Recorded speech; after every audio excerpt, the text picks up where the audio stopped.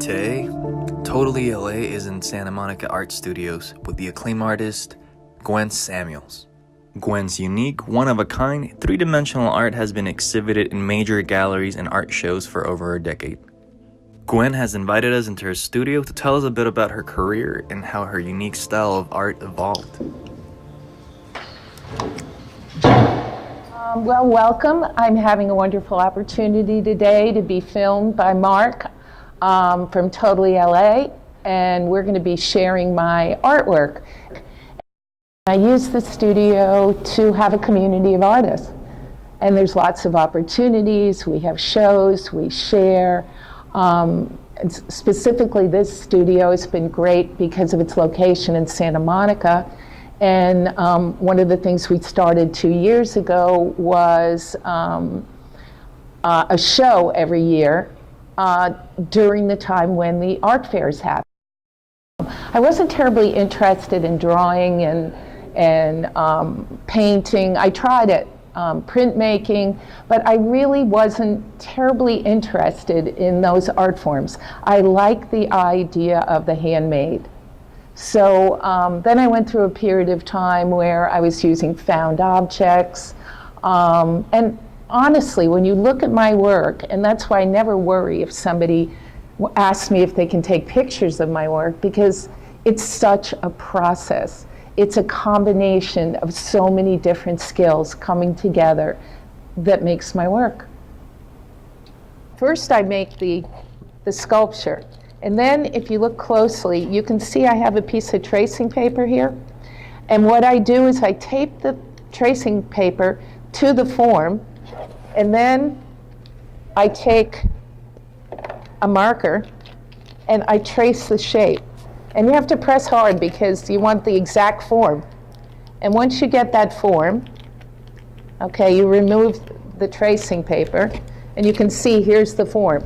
And so I have to go around it to make sure that I can trace it really good. And then I cut it out. And then I'll show you. Okay, I finish this, and I cut this out. And then after I cut it out, so you can get a sense of how labor intensive this really is. And actually, I've been working on this now for several months. And I work on it a couple of hours a day because it's very physical. And okay, so after I have this form, then I take it to the pattern that I'm wanting to put into that place.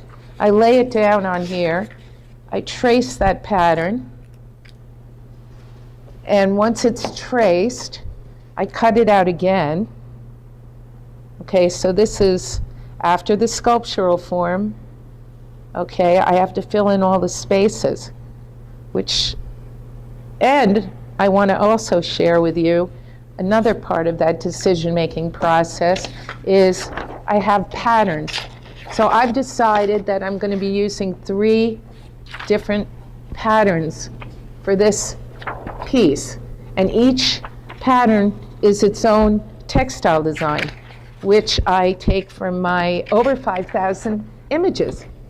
So here's all these patterns, and then I'm going to cut this out, and then I'm going to poke holes in it, and then sew it directly to the form. And you can see when I hold it up, you can see that there's all these threads hanging. And if you look closely, you can see that it's all hand-stitched, and each hole is poked with my awl.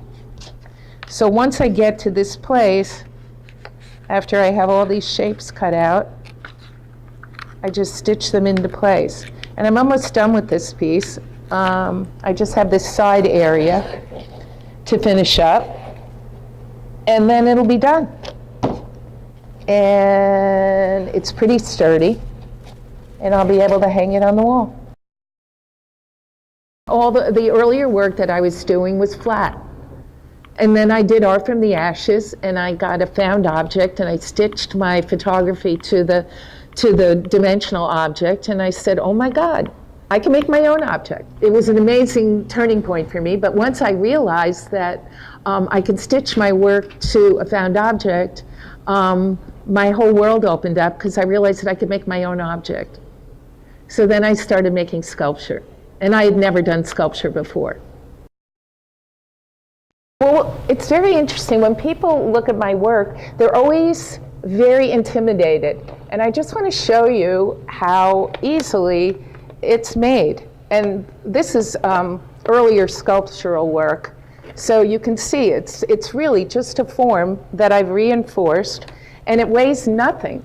And it just hangs, if you look closely, it's just a tack.